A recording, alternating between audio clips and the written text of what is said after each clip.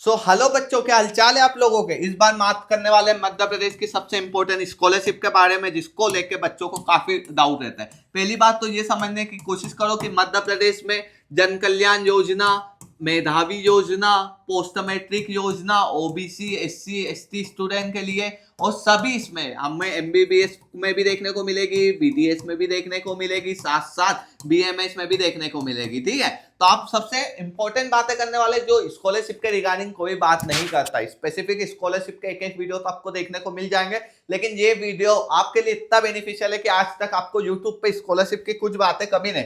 पहली बात, पिछली बार स्कॉलरशिप फॉर्म काफी ज्यादा रिजेक्ट हुए।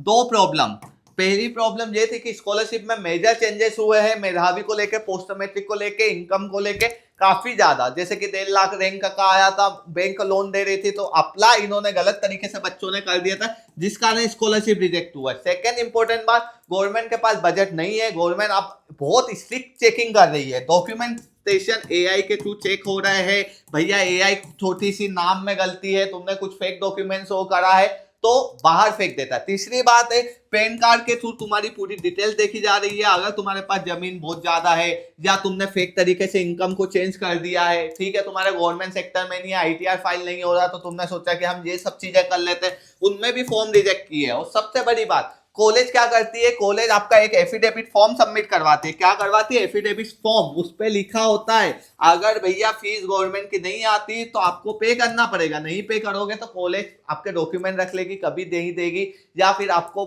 खुद को पे करनी पड़ेगी, या तो आपको सीट छोड़नी पड़ेगी। तो सीट छोड़ने के लिए भी आपको लगभग 50 lakh 25 lakh, depend on college के उनका बोन आपने क्या बनवाया है। चौथी मोस्ट इंपॉर्टेंट बात है कि थोड़े से मेजर फॉर्म रिजेक्ट इसलिए भी हो रहे क्योंकि कुछ कुछ कॉलेजेस में बच्चे क्या एडमिशन ले लेते हैं, ना वो किसी काउंसलर के थ्रू जाते, ना कोई सपोर्ट सिस्टम होता, ना कोई पहचान का होता स्कॉलरशिप डिपार्टमेंट में। अब कॉलेजेस कुछ कुछ जो नई कॉलेजेस है वो क्या करती, वहां की स्कॉलरशिप डिपार्टमेंट कुछ नहीं करता भाई, कुछ भी रेंडमली। हमने हमारे जो स्टूडेंट नहीं थे उनके भी अभी ऐसा सीन हुआ कि उनके फॉर्म रिजेक्ट हुए, तो स्कॉलरशिप डिपार्टमेंट में गए तो उन्होंने बोला हमें नहीं पता, तुम्हारा रोल है, तुम निपटो। अब वो कहां जाए, मेल करेगी, मेल का रिस्पॉन्स आता नहीं है। तुम्हें भी पता है एमपी गवर्नमेंट का काम कैसा है, मेल के रिस्पॉन्स नहीं आते, तुम किससे कांटेक्ट करोगे, कैसे जाओगे। और माँ का जो डिपार्टमेंट है वो रोल प्ले नहीं करता, तो तुम सॉल्व कैसे करोगे, रिसॉल्व कैसे करोगे। जबकि कुछ कॉलेजेस ऐसी है जहां पे भैया इतना ज्यादा टेक्निकली सपोर्ट है कि कॉलेज खुद रोल प्ले करती है। अगर स्कॉलरशिप नहीं आई है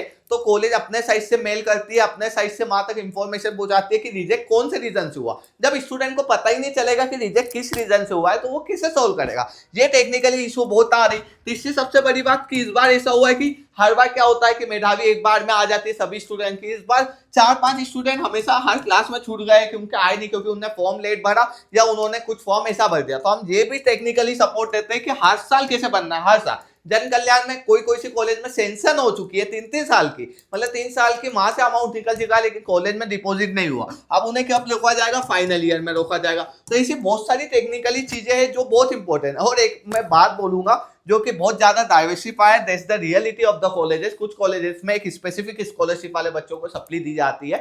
specific I am talking about the private colleges, government colleges नहीं, प्राइवेट कॉलेज अपने यही चीज है।